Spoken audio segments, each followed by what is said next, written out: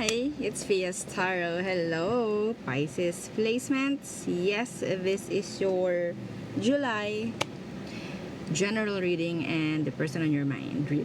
Okay, so yes, again, kung may tanong po pagdating sa private reading and sa ating mga charms, just message me sa akin pong FB page. Yung legit po na FB page, yung merong check sa tabi ng aking name. Okay? So, yes, let's see. Oh, 'di ba? Meron tayong paganyan. Oo, and now, kita mo na, andyan na yung yung inyong tawag dito, name, 'di ba? Name. Oy, may nagpakita, kunin natin 'yan. Okay, so ano bang meron? Okay, let's see. Pisces. So, month of July, ano pa ang papasok para sa mga Pisces placements. Okay. So, next is unexpected income. Ay, wow, diba? Ang ganda. Ayusin nga natin tong camera. Okay na ba tong ganito? Okay. Kaya inang ganyan. Basta kita nyo, no? Oo. So, unexpected income. And then, coffin. Okay. So, there's a lot of changes coming in. This is transitions. Okay. So, energy ng transitions, changes, endings could be.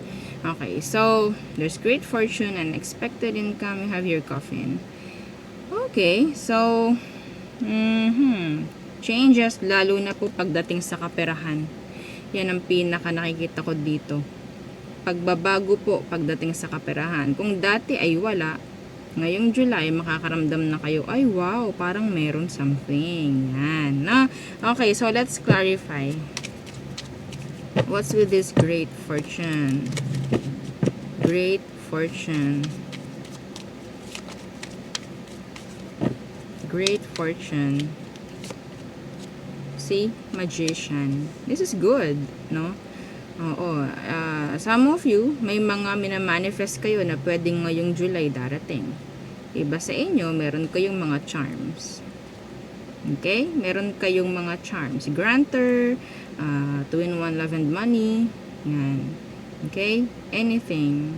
So, may pagtaas ng frequency sa inyo, mga Pisces. This is good. So, mga minamanifest, pwedeng makuha ngayong buwan ng July. Okay. So, let us see. The Queen of Cups. And, hindi ka na para pagdamutan. Ibibigay at ibibigay sa'yo. Kahit ano. Oh, yung mga ano dyan ha, yung mga may grantor dyan, please. Hindi lahat pwedeng hilingin po ha. Oo, masasabi ko kahit masama yan, pwedeng ibigay. Kaya sinasabi ko na lang, hindi lahat pwedeng hingiin. Please lang. Kayo rin na magsasuffer if ever. Nagiging transparent lang tayo dito. Okay? So, what's with this unexpected income? So, may mga darating. Could be suporta, tulong, sakali man, dagdag na kita ngayong buwan ng July. That's good. Okay? 10 of Cups in reversed. And then, iba po sa inyo, mabibigyan mo or sabihin nating makakatulong ka pinansyal pagdating po sa pamilya. Okay? May mga nangangailangan pagdating sa'yo. May chance na makatulong ka at makapagbigay. Lalong-lalo na sa mga malalapit sa'yo. Yeah, the Ace of Wands. Yes, ikaw yung magiging parang tulong. Yeah, depende na rin sa'yo. Iba po sa inyo, may chance na ikaw itong magkakaroon ng extrang budget. So, magta-travel ka, papunta sa pamilya mo na matagal mo nang hindi nakikita. Claim it. Maganda yung energy. Okay, maganda po.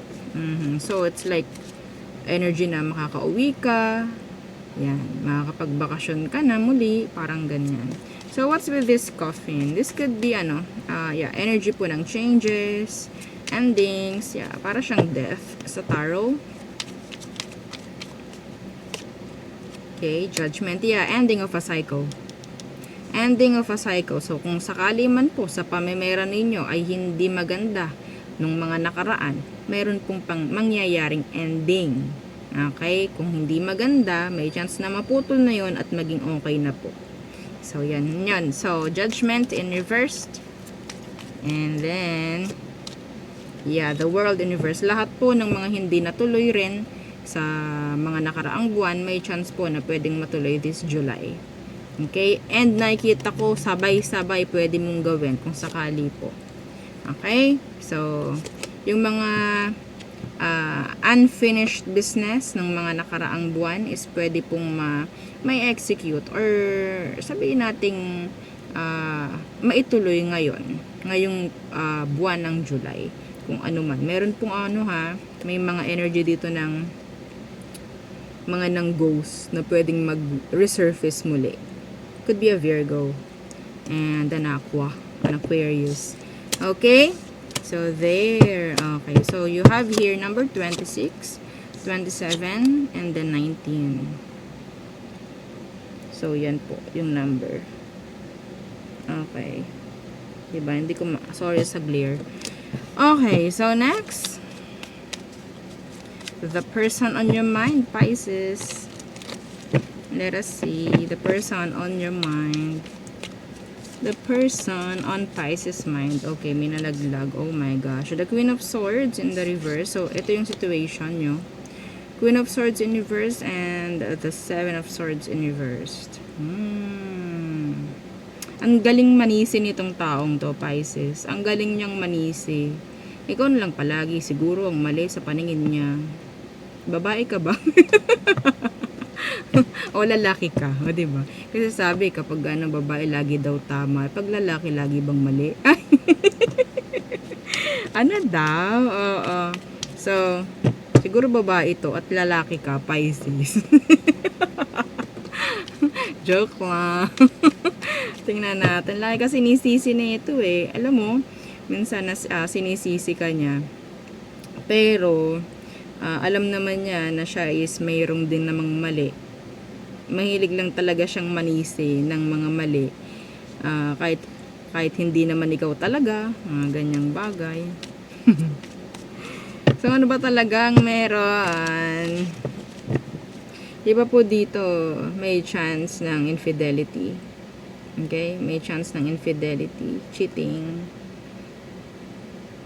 legal, issues. Okay? Whoops, my gosh.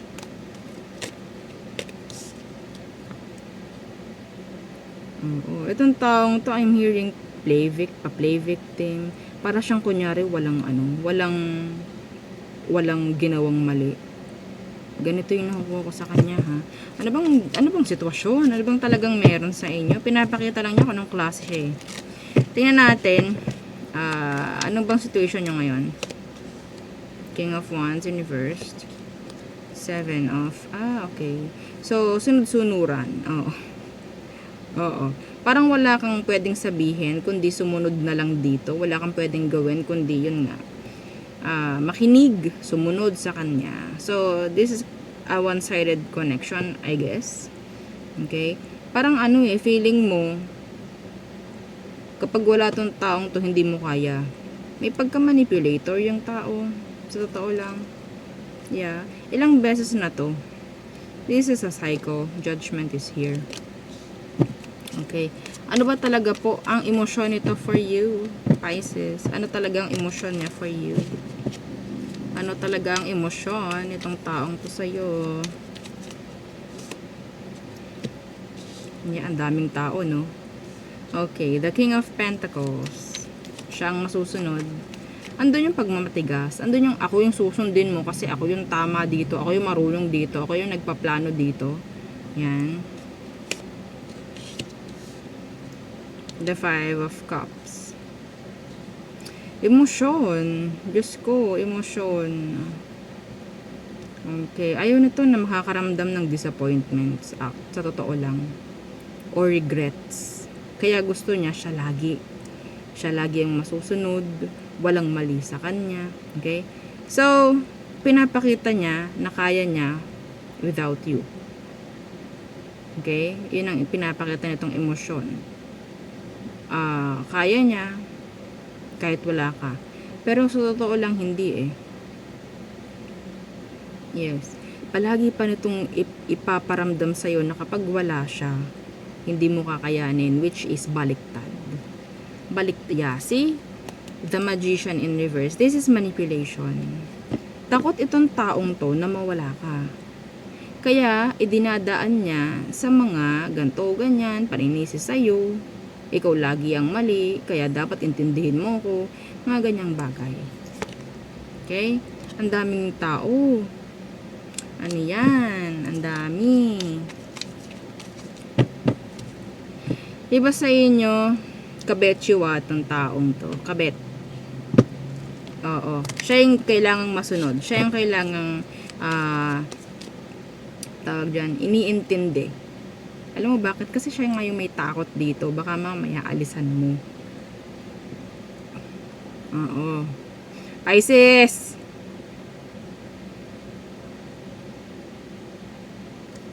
Ito wait lang.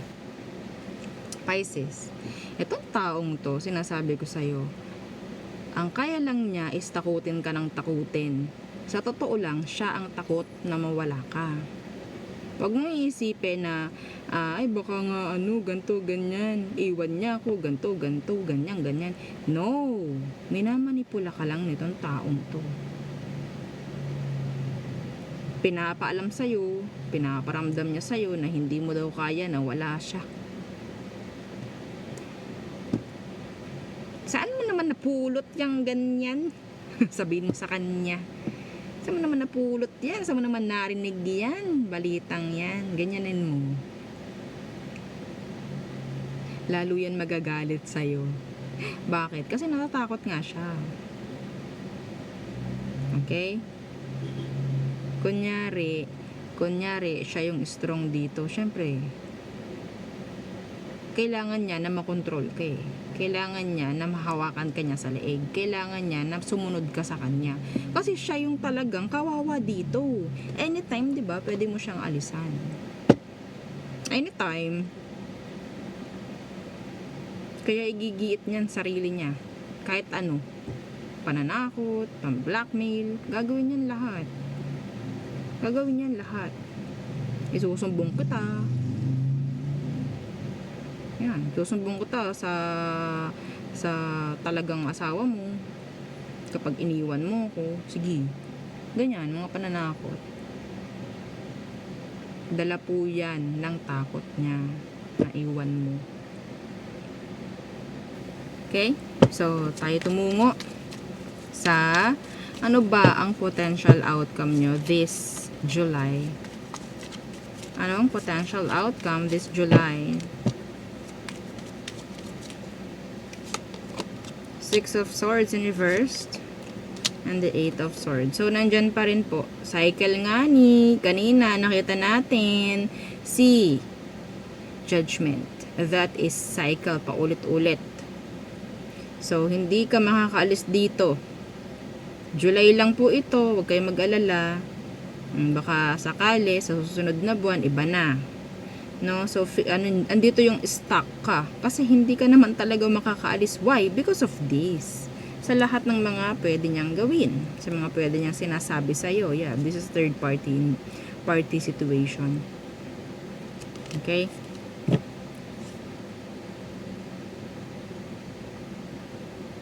Alam mo, sa totoo lang, pwede kang umalis dito. Wala ka namang commitments dito eh. Wala ka namang kung ano man. Yun nga lang, di mo magawa kasi nga, tinatakot ka. So, stuck ka dito, ngayong July. Magiging, ano ka dyan, sabihin natin, bahagang buntot mo dyan, Pisces. Maniwala ka sa akin. Yeah. So, okay. So, yun ang ating reading for you. Pisces placements. Again, please don't forget to like, share, and subscribe, and follow our every page. And yung sa po nating YouTube channel na nasa description box below. Again, thank you. Goodbye.